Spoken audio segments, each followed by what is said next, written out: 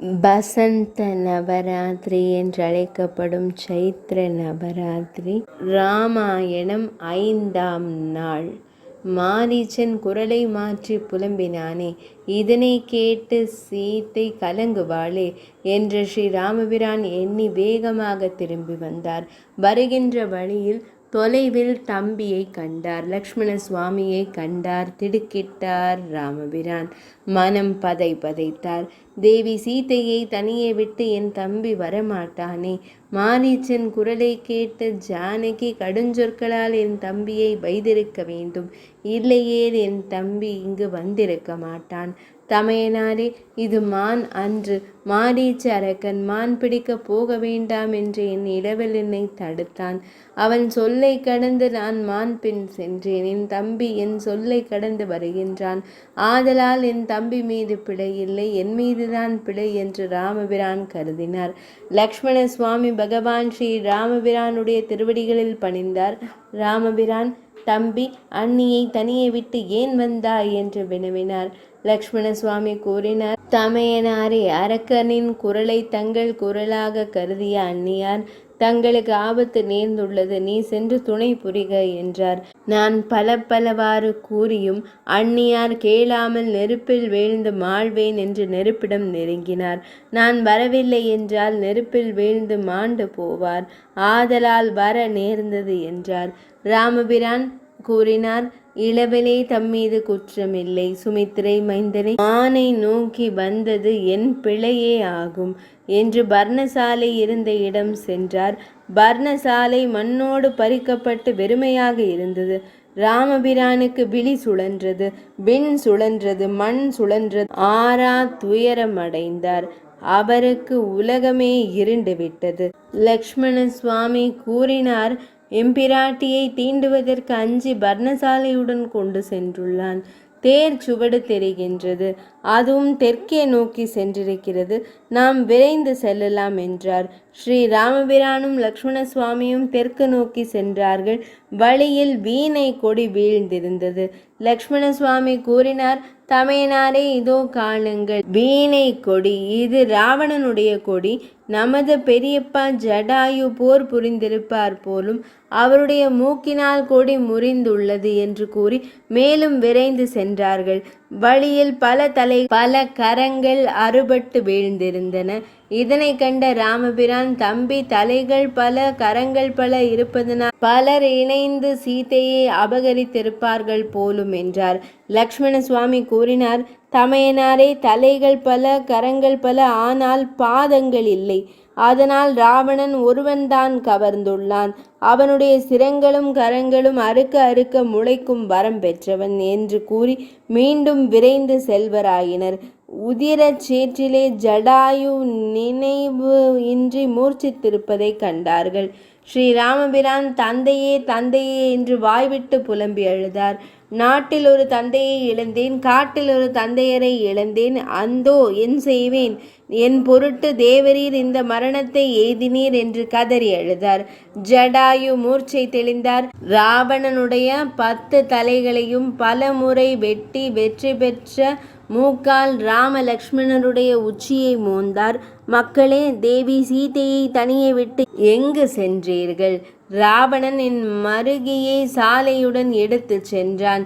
நான் என்னால் ஆன மட்டும் தடுத்தேன். ஜீவன் தந்த வாளால் சிறகை வெட்டி விட்டான் என்றார்.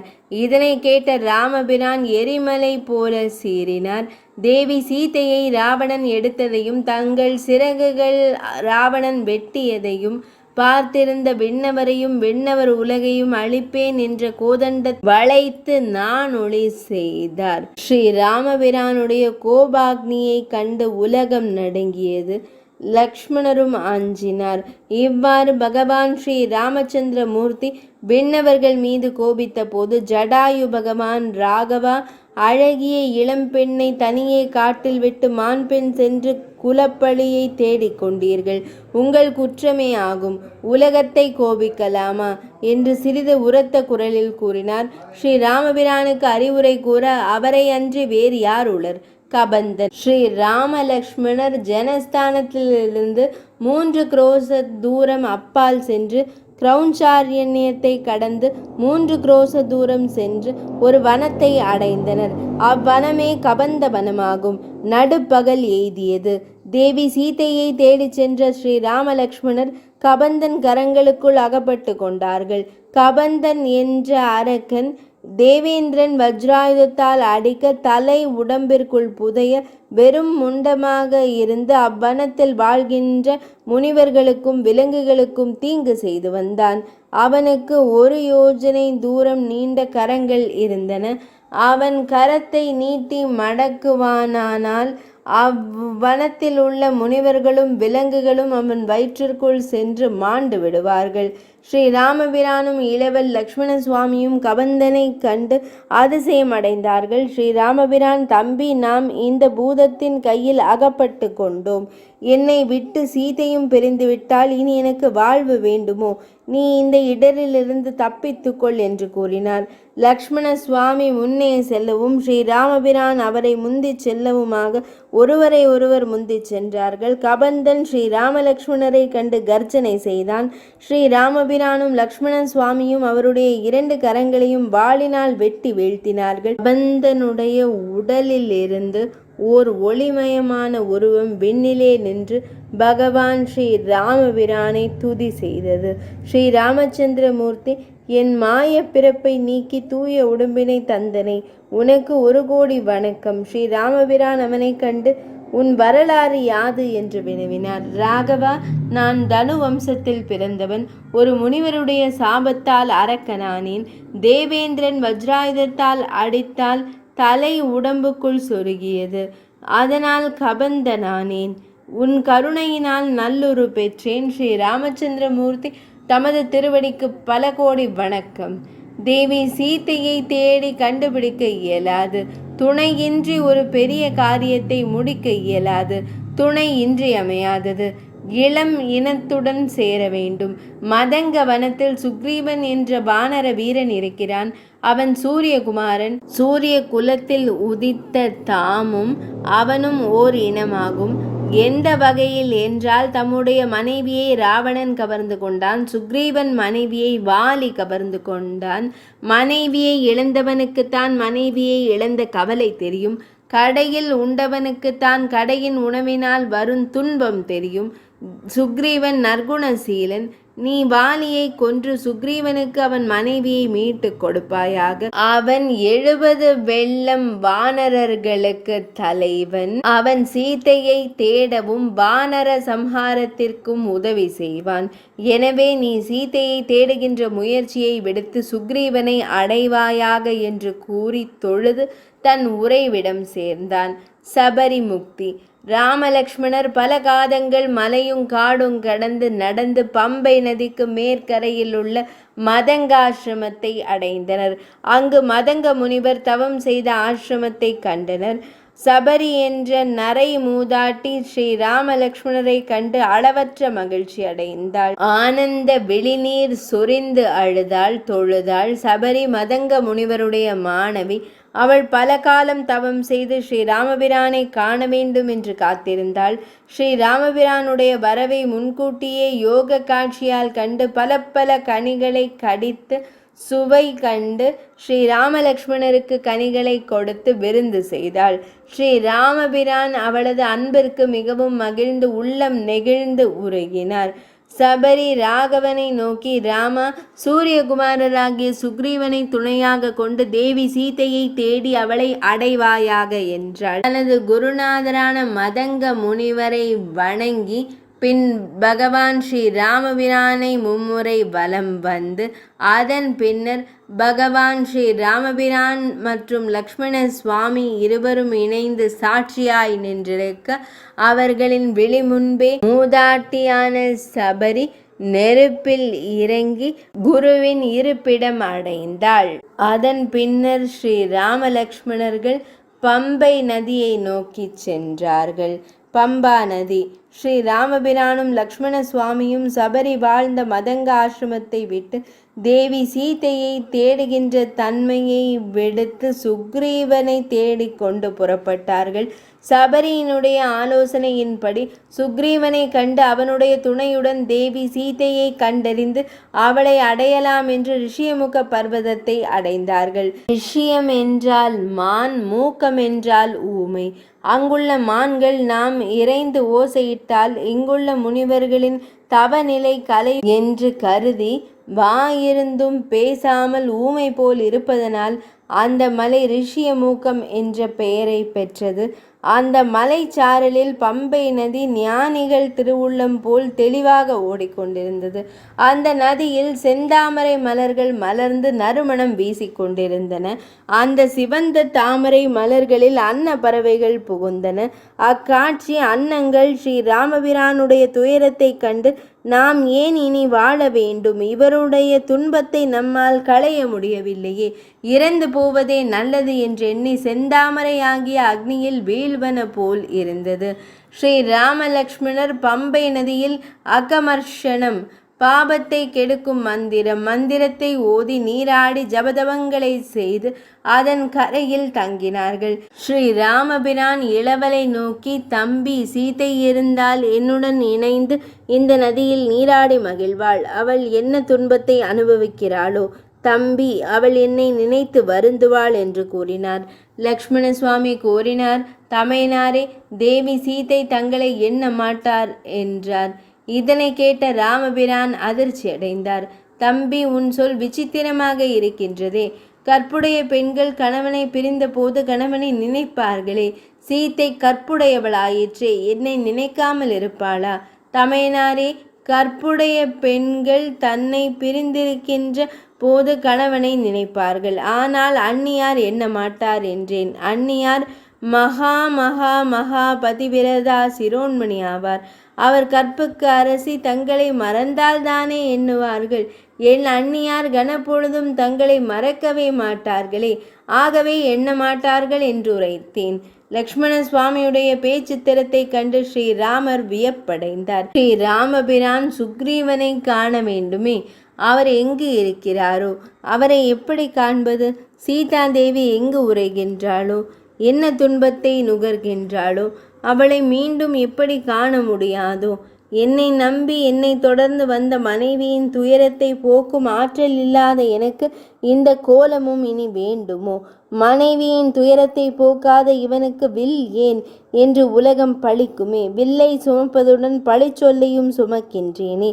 ஒரு பெண்ணின் துயரத்தை அகற்ற மாட்டாத யான் உலக மக்களின் துயரத்தை எவ்வாறு மாற்றுவேன் என்று கூறி பகவான் ஸ்ரீ ராமபிரான் புலம்பி அழுதார்.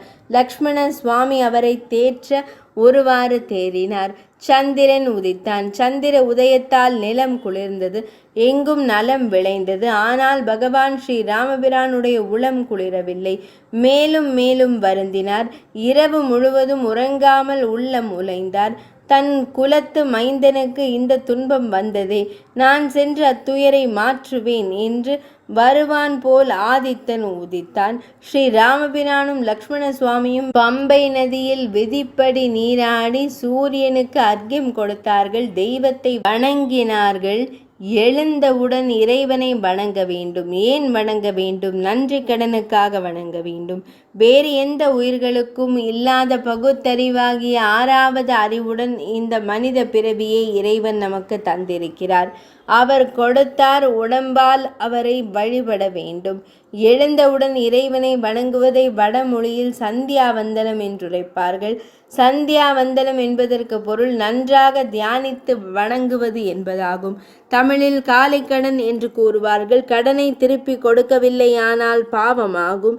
இறைவன் தந்த உடம்பால் அவனை வழிபடவில்லையானால் நமக்கு நன்றி கொன்ற பாவம் வரும். சந்தியாவந்தனம் என்பதை காட்டிலும் காலை கடன் என்பது பொருட்செறிவு உள்ளதாகும். நடையினால் உயர் நாயகனாகிய பகவான் ஸ்ரீ ராமச்சந்திர மூர்த்தி வில்லை எடுத்து கொண்டு சுக்ரீவனை தேடிக்கொண்டு நடக்கத் தொடங்கினார்.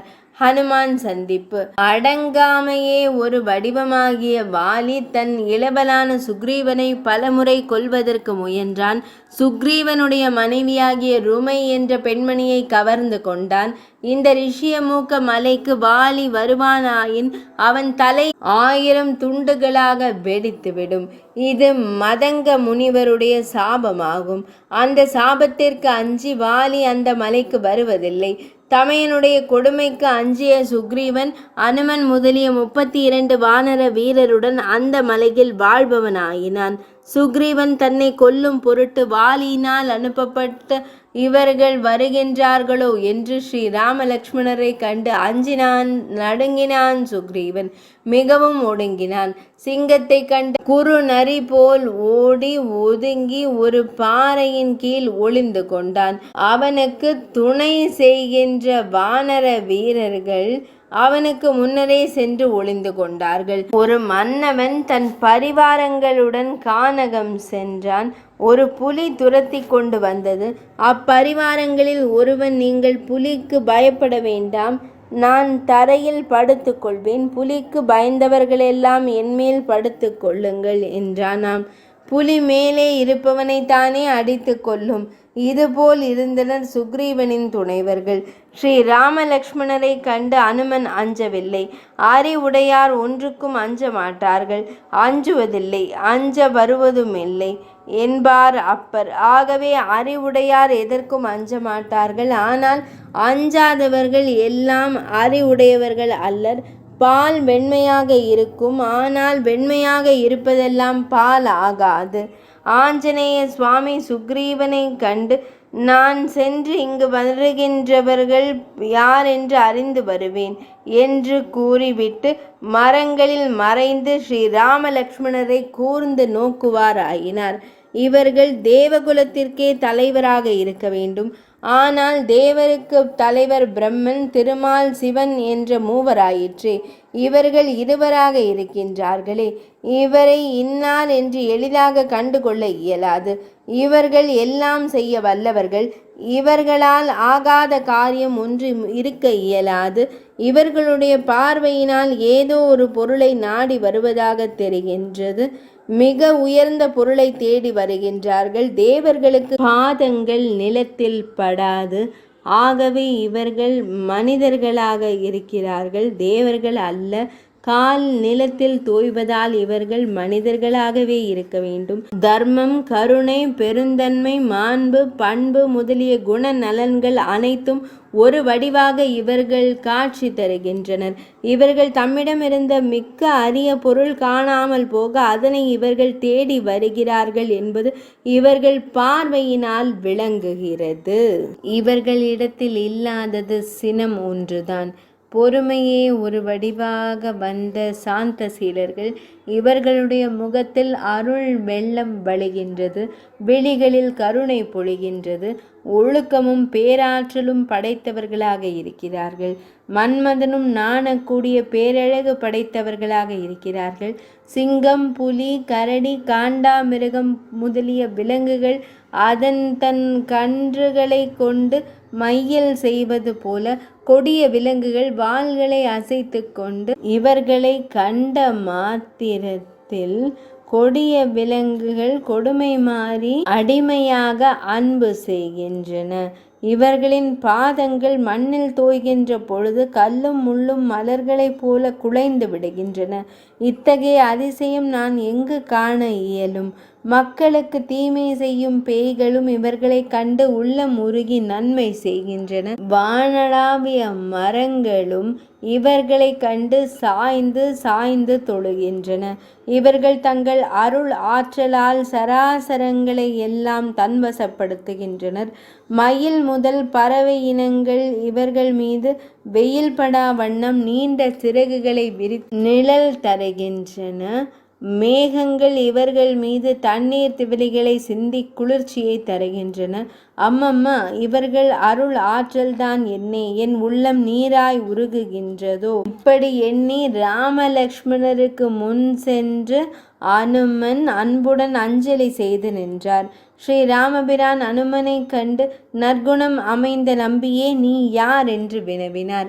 அனுமன் கூறினார், பயிர் தழைக்க வருகின்ற மஞ்சு போல் உயிர் தழைக்க வருகின்ற திருமேனியை உடையவரே, பெண்களை உற்று காணாத ஒழுக்கமுள்ள விழிகளை உடையவரே, சிறியனுடைய தந்தை வாயுதேவன், என் தாய் அஞ்சனா தேவி, கருணை கடலே, நான் இதோ இம்மலையில் வாழும் வானர வீரனாகிய சுக்ரீவனுடைய பணியால் தங்களை வரவேற்கும் பொருட்டு வந்திருக்கிறேன். தங்கள் வரவு நல்வரவு ஆகுக என்றார்.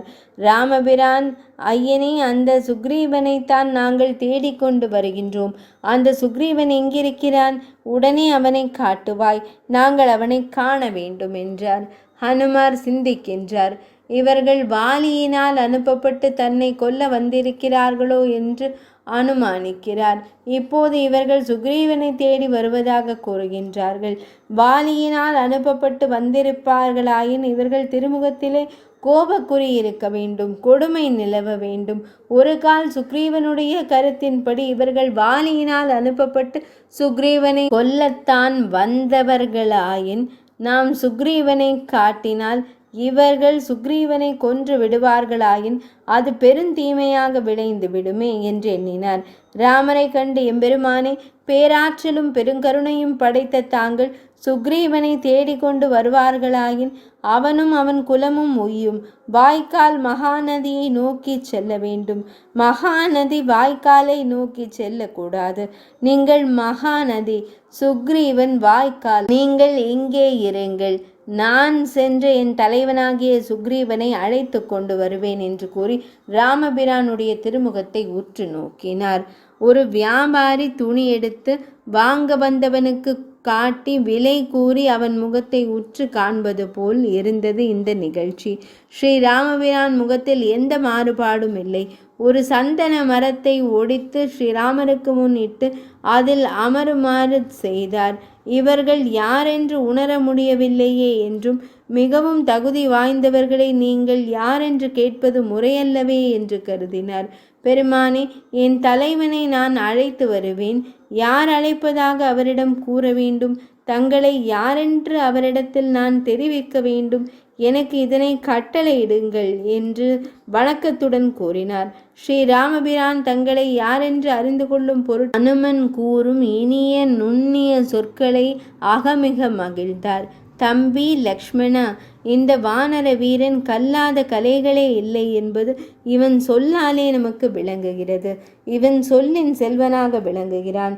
இவன் கலைமகளை நாவில் வைத்திருக்கின்ற பிரம்மதேவனோ அல்லது சிவபெருமானோ நம்மை நேரடியாக யாரென்று கேளாமல் என் தலைவனுக்கு உங்களை யாரென்று சொல்லுவேன் என்று கேட்கின்ற சொல் திறம் மிகவும் பாராட்டிற்குரியது. லக்ஷ்மண சுவாமி கூறினார், அன்பனே, சூரியகுல தோன்றலாக 10 ரதங்களை வென்று உலகம் முழுவதையும் ஒரு குடையின் கீழ் ஆளுகின்ற தசரத சக்கரவர்த்தியின் திருமைந்தர் இவர். ராமர் எனும் பெயர் உடையவர். சிறிய தாயாரின் சொல்லுக்கு இணங்கி தன் அரச செல்வத்தை தன் தம்பியாகிய பரதனுக்கு வழங்கிவிட்டு தவம் புரிய கானகம் வந்திருக்கின்றார். நான் இவருடைய பணியாளன்.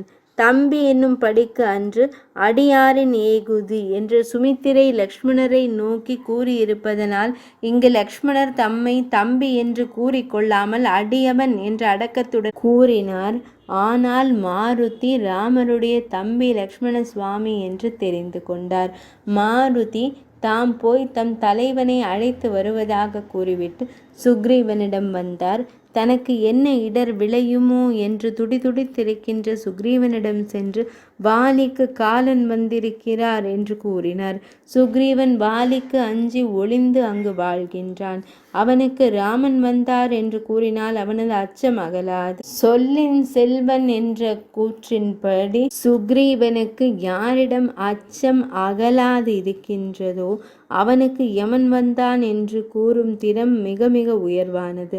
சுக்ரீவா, உன்னுடைய துன்பம் நீங்கி இன்பம் விளையப் போகின்றது.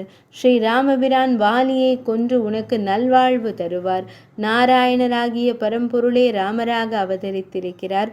நீதி நிறைந்தவர். விஸ்வாமித்திரர் தந்த அளவில்லாத தெய்வ படை கலன்கள் உடையவர்.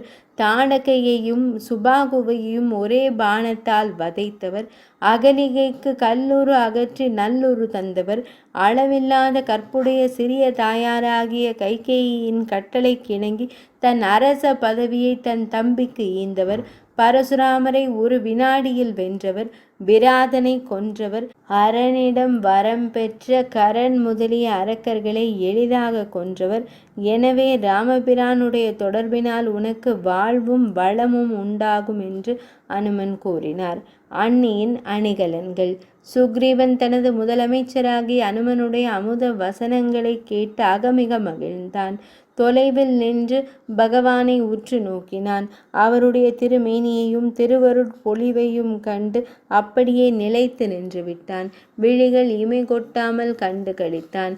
பிரம்மதேவன் படைத்த உலகங்களிலே உள்ள அத்தனை ஆன்மாக்களும் செய்யும் புண்ணியம் முழுவதும் திரண்டு 2 வடிவங்களாக வந்திருக்கின்றன போலும் என்று எண்ணி இன்புற்றிருந்தான். பெருமாளை அணுகி அவரை அஞ்சலி செய்தான். ஸ்ரீராமச்சந்திரமூர்த்தி அவனை தழுவி அகமகிழ்ந்தார்.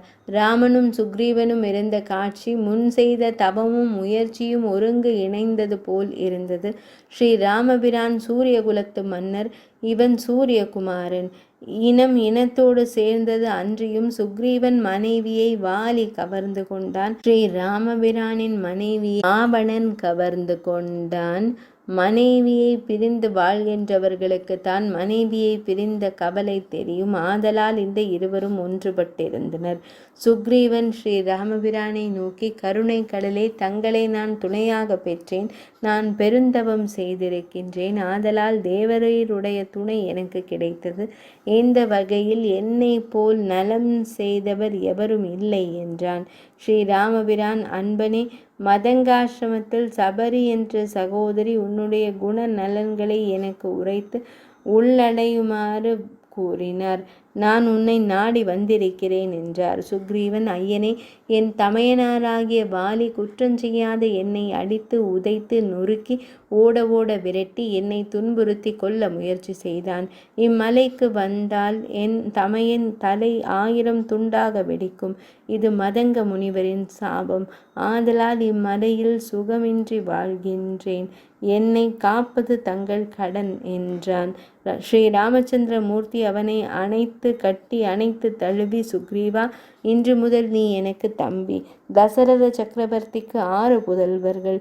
உனக்கு உற்றவர் எனக்கு உற்றார். உனக்கு பகைவர்கள் எனக்கும் பகைவர்கள். உனக்குள்ள இனிய இன்ப துன்பங்கள் எனக்கும் உள்ளனவாகும். இது உண்மை என்று கூறி ஆறுதல் செய்தார். இவ்வாறு ஸ்ரீ ராமபிரான் சுக்ரீவனுக்கு அபயம் தந்தவுடன் வானவர் மலர் மழை பொழிந்தார்கள். ஹனுமார் புலங்காகிதம் அடைந்தார். வானர வீரர்கள் ஆரவாரம் செய்து மகிழ்ந்தார்கள். எல்லோரும் சுக்ரீவன் இருக்கும் குகைக்கு சென்றார்கள்.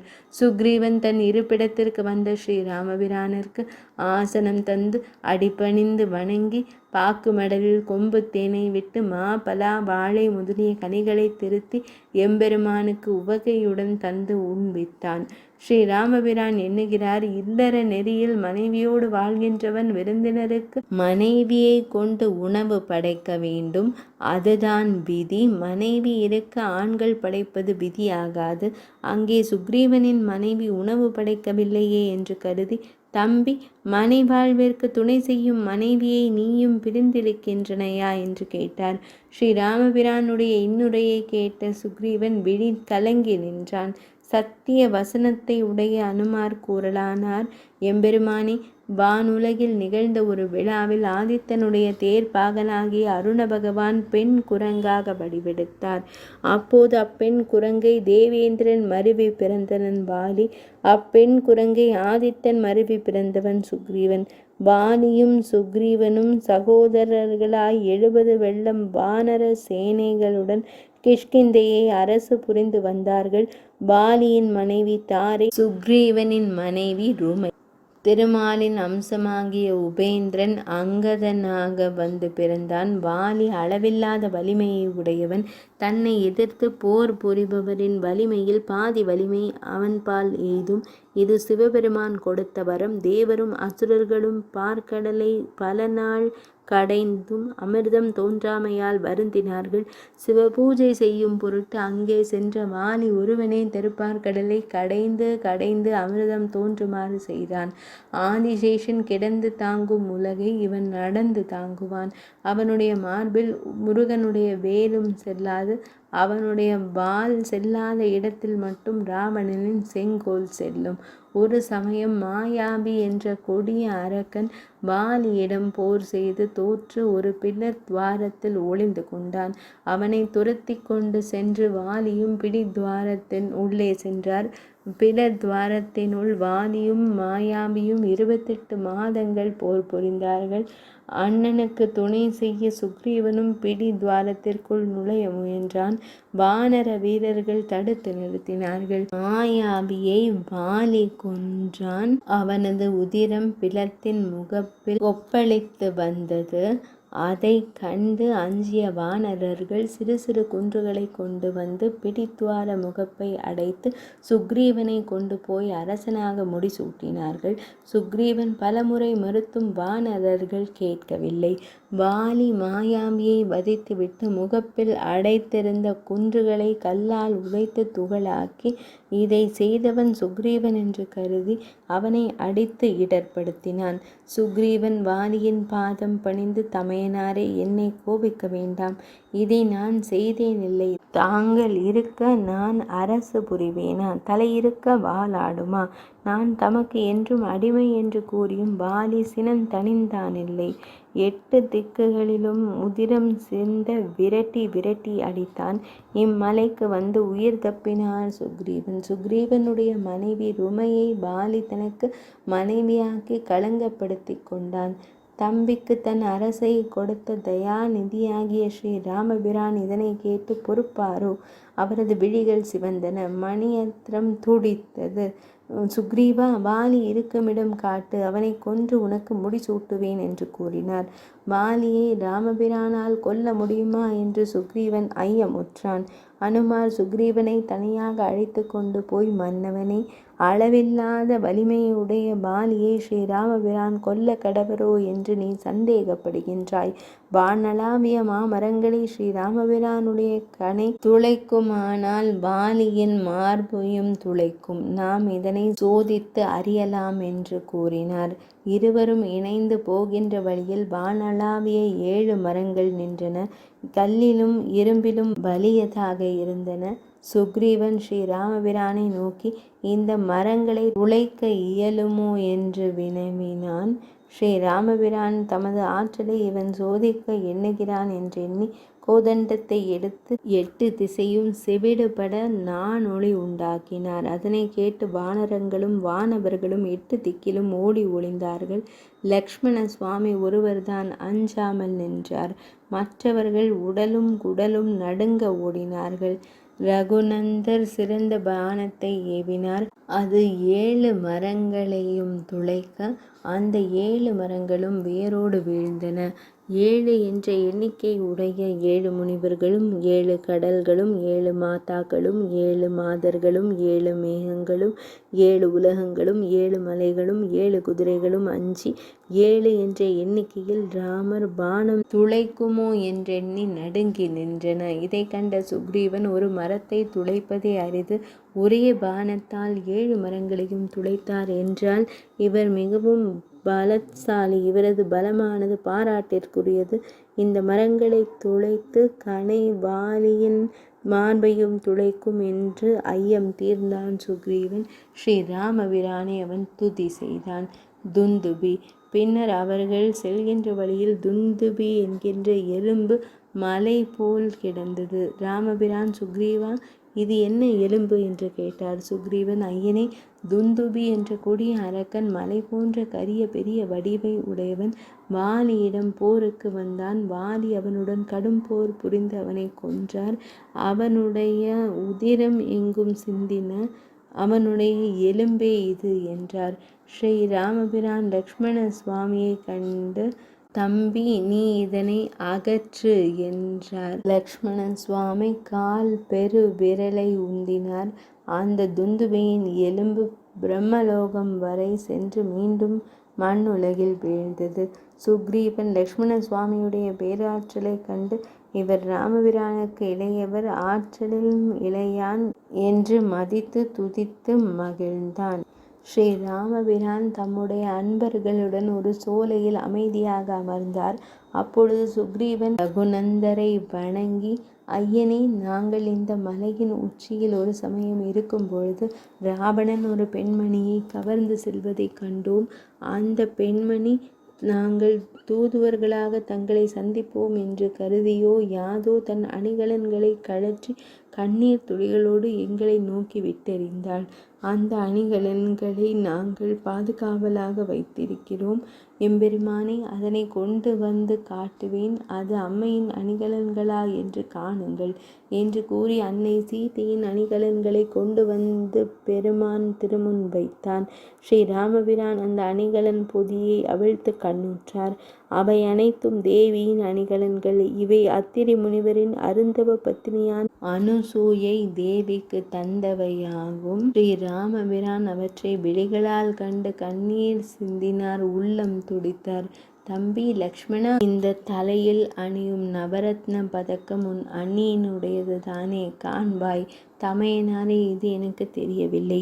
தம்பி, இந்த தோடு உன் அண்ணியினுடையது தானே? தெரியவில்லை தமையனாரே. இந்த மூக்குத்தி உன் அண்ணியினுடையது தானே? தம்பி, தெரியவில்லை தமையனாரே. தம்பி, இந்த கண்ட மாலை உன் அண்ணியினுடையது தானே? தெரியவில்லை அண்ணா. தம்பி, இந்த வளையல்கள் உன் அண்ணியினுடையது தானே? தெரியவில்லை அண்ணா. தம்பி, இந்த ஒட்டியானம் உன் அண்ணியினுடையது தானே? தெரியவில்லை அண்ணா. தம்பி லக்ஷ்மணா, இந்த காலாளி உன் அண்ணியினுடையது தானே? அண்ணா, இது என் அண்ணியினுடையது தான், சந்தேகமில்லை என்றார். தம்பி, இத்தனை அணிகலன்களுக்கும் அடையாளம் தெரியவில்லையே, இந்த ஒன்றிற்கு மட்டும் எப்படி அடையாளம் தெரிந்தது என்று வினவினார் பகவான் ஸ்ரீ ராமபிரான். தமையனாரே, இந்த 14 ஆண்டுகளிலும் தேவரீருக்கும் என் தாய் சீதா தேவிக்கும் பாத பூஜை செய்யும் பொழுது பாதம் தவிர வேறு திருமேனி அவயங்களை அடியேன் கண்டதில்லை. அதனால் ஏனைய அணிகலன்களுக்கும் அடையாளம் தெரியவில்லை. காலாளிக்கு மட்டுமே அடையாளம் தெரிந்தது. இந்த வசனத்தை சுக்ரீவன் முதலியோர் கேட்டு, இவரல்லவா தம்பி? இப்படி இருந்தால்தானே இருக்கலாம் இளவல். இவர் நற்குண நம்பி, ஒழுக்கத்தின் தங்க கம்பி என்று பாராட்டினார்கள். ஸ்ரீ ராமபிரான், ஆதித்தன் மைந்தனே, அருமை நண்பனே, சீதை துன்பத்தால் துள்ளி துடித்து இந்த நகைகளை முடிந்து உங்கள் பால் எரிந்தனளே, இதைவிட துன்பம் வேறு எனக்கு உண்டா? கற்புடைய பெண்கள் கணவனை இழந்த பின் அணிகலன்களை கழற்றி எறிவார்கள். நான் இருக்கவே சீதை அணிகலன்களை கழற்றி எறிந்தனளே, இதனால் நான் மாண்டேனா? இதனால் எண்ணந்தோறும் உள்ளம் உலைக்கின்றது. சுக்ரீவா, என்னுடைய முன்னோர்களாகிய சகரர்கள் கடலை தோண்டினார்கள். அதனால் அது சாகரம் என்று பெயர் பெற்றது. என் குலத்து மூதாதையராகிய பகீரதன் வெண்ணிலிருந்து கங்கை நதியை மண்ணுலகிற்கு கொண்டு வந்தார். கங்கை பாகீரதி என்று பெயர் பெற்றாள். என் தந்தையராகிய தசரதர் சம்பராசுரனை கொன்று தேவேந்திரனுக்கு பொன்னுலகை வழங்கினார். இத்தகைய அரிய பெரிய ஆதித்தன் குலத்தில் பிறந்த நான் தாலி கட்டிய மனைவியின் துன்பத்தை களையாமல் வில்லையும் பழி சொல்லையும் தூக்கி கொண்டு அலைகின்றேன் என்று பலவாறாக புலம்பி அழுதார். ஹனுமான் எம்பெருமானை தொழுது, நீங்கள் வருந்தாதீர்கள். வாலியை கொன்று சுக்ரீவனுக்கு முடிசூட்டிவிட்டால் 70 வெள்ளம் வானரங்களும் நம் வசமாகும். நாம் சீதையை தேடி ராவணனை வென்று சீதையை சிறை மீட்கலாம். வாலி வதம் நாளை செய்யலாம் என்றார். அனைவரும் இளைப்பாறினார்கள். வசந்த நவராத்திரி என்றழைக்கப்படும் சைத்திர நவராத்திரி ராமாயணம் 5ஆம் நாள் இனிதே நிறைவடைந்தது.